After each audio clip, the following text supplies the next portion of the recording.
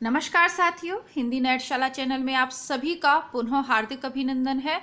आपकी आगामी सभी परीक्षाओं, शिक्षक भर्ती आप किसी भी राज्य से दे रहे हो, वह नेट और असिस्टेंट प्रोफेसर परीक्षा को दृष्टिगत रखते हुए मैं उपस्थित हूँ। हिंदी साहित्य के अंतर्गत आधुनिक हिंदी साहित्य की गद्य विधाओं के इन MCQs प्रैक्टिस सेट्स आप जो भी समझें, ये लगभग आपके पुराने सभी परीक्षाओं में पूछे हुए प्रश्नों का संकलन है जो आगामी परीक्षा के लिए अति महत्वपूर्ण है।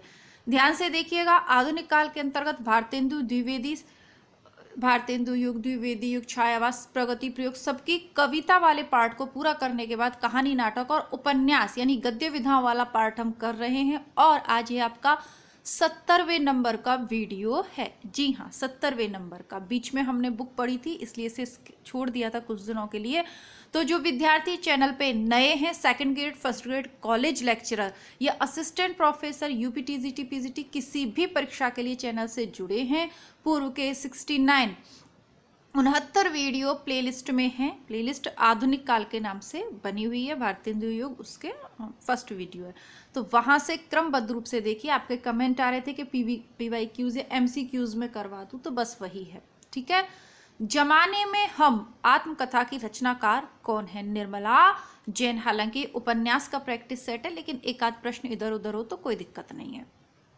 PGT का प्रश्न है, जमाने में हम, इस जमाने में कोई भी निर्मल होकर नहीं जी सकता। ये ट्रिक है। जमाने में हम निर्मल होकर जिए। निर्मला जैन। जमाने में हम निर्मल होकर जिए। ठीक है। अब ये तो जमाने में हम निर्मल होकर जिए, निर्मला जैन की हो गई। मनु भंडारी की कौन सी है? मनु भंडारी की एक कहानी यह भी। इसके अलावा मैत्री पुष्पा की आत्मकथा 2 भागों में है। कस्तूरी कुंडल बसे और गुड़िया भीतर गुड़िया। ठीक है। मित्रता आप किससे करते हैं? मैत्रेयी पुष्पा। मित्रता आप किससे करेंगे? कस्तूरी कुंडल बसे। कुंडल होता है नाभि, है ना, मृग के उसमें रहती है ना, तो जिसमें से खुशबू आए, और जिसमें गुड़िया के भीतर गुड़िया यानी खुशबूदार गुड़िया हो। ऐसा कुछ ट्रिक लगा लीजिएगा कि माइंड में बस आ जाए। ट्रिक को भी या ऐसी ट्रिक मत बनाइए कि उसे बैठ के रटना पड़े, सीधा सीधा एक दूसरे से जुड़ जाए बस। प्रकाशन वर्ष के अनुसार निम्नलिखित उपन्यासों को सही क्रम में लगाना है। ये आपका नेट का प्रश्न है, लेकिन ये अलग से भी पूछा जा सकता है। चारों में से किसी भी उपन्यास का प्रकाशन वर्ष पूछा जा सकता है, राइटर पूछे जा सकती हैं, क्योंकि इम्पोर्टेंट है। आधुनिक काल की महिला लेखिका, इस टॉपिक को हम देख रहे हैं। तो कृष्णा सोबती का उपन्यास है सूरजमुखी अंधेरे में, 1972। जो कृष्णा जी हैं वो कैसे सोबती हैं? अंधेरे में सोती हैं। उषा प्रियमवदा शेष यात्रा, 1984। उषा यानी सुबह होना अभी शेष है। आप यात्रा में जा रहे हो तो क्या सुबह होना शेष है? उषा काल शेष है, 1984। नासिरा शर्मा ठीकरे की मगनी, 1989। ठीक है। नसीब ही फूट जाते हैं ना, फूटे ठीकरे जैसे नसीब हैं, ऐसा कुछ कर लीजिए। मृदुला गर्ग कठ गुलाब, 1996।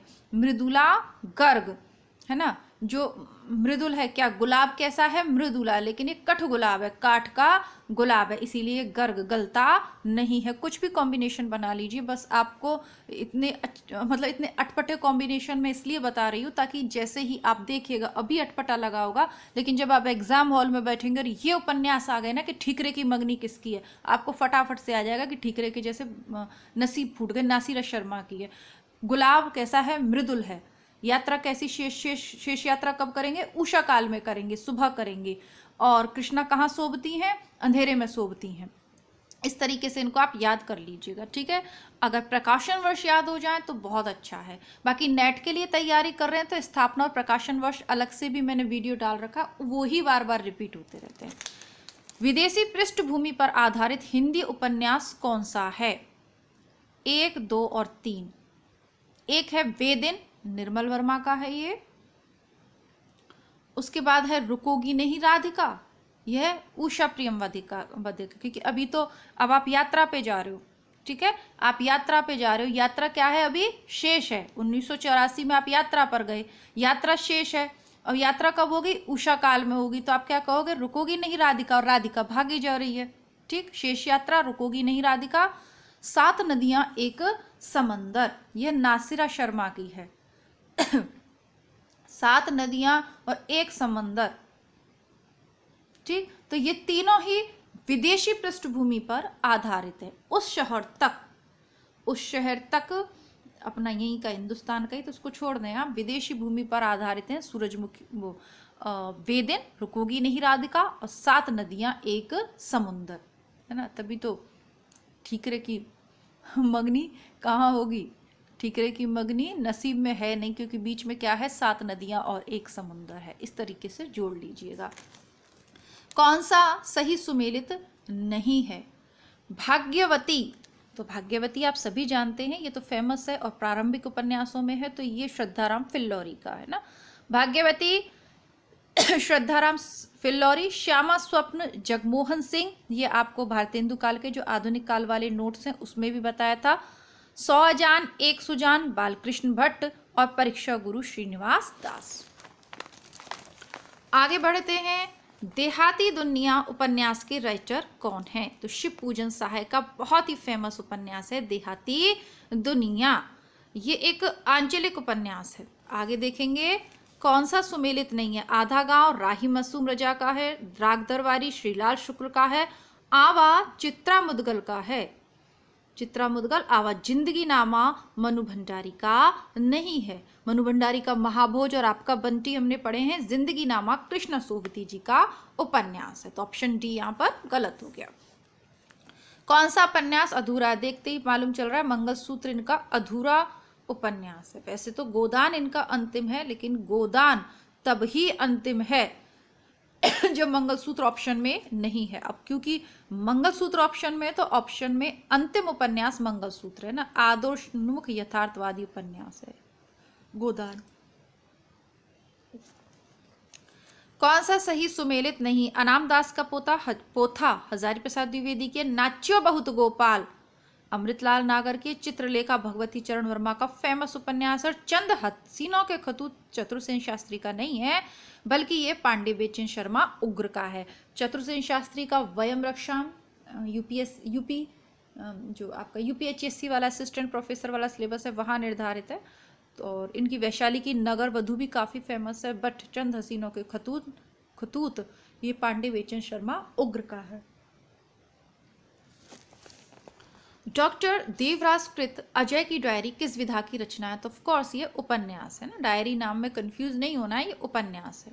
जैसे बाण भट्ट की आत्मकथा कोई आत्मकथा नहीं है, हजारी प्रसाद द्विवेदी का क्या है? उपन्यास। उसी प्रकार अजय की डायरी भी उपन्यास है देवराज जी का। आधुनिक उपन्यास है ये, और इसमें असफल वैवाहिक जीवन एवं प्रेम के त्रासद अंत का चित्रण हुआ है। इनके अन्य उपन्यास देवराज कृत के पथ की खोज, बाहर भीतर, रोड़े और पत्थर, मैं वे और आप, दोहरी आग की लपट और दूसरा सूत्र।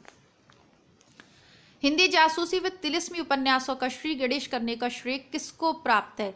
हिंदी जासूसी भी हो, तिलस्मी। अगर खाली जासूसी आ जाए तो देखिए गोपाल राम गहमरी सही उत्तर होगा, लेकिन तिलस्म की जब भी बात याद आए तो चंद्रकांता को याद रखिएगा।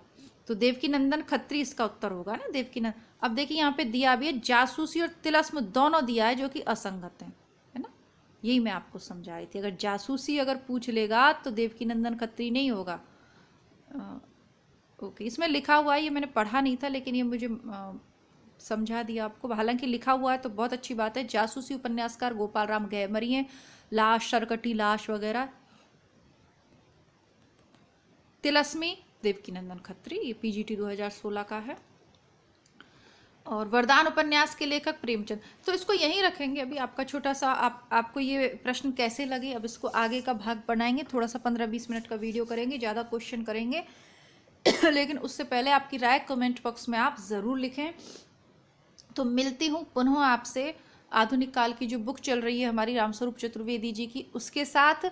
नए विद्यार्थी प्लेलिस्ट ज़रूर चेक करिए। मैं बार बार प्लेलिस्ट चेक करने की क्यों कह रही हूँ, इसका उत्तर आपको प्लेलिस्ट चेक करने के बाद ही मिलेगा, क्योंकि आपकी सभी विषय सामग्री, नोट, प्रैक्टिस सेट्स नहीं मिल रहे हैं तो कमेंट में लिखिएगा, लिंक दे दूंगी मैं। आप प्लेलिस्ट ज़रूर चेक करें। धन्यवाद। नियमित रहिएगा।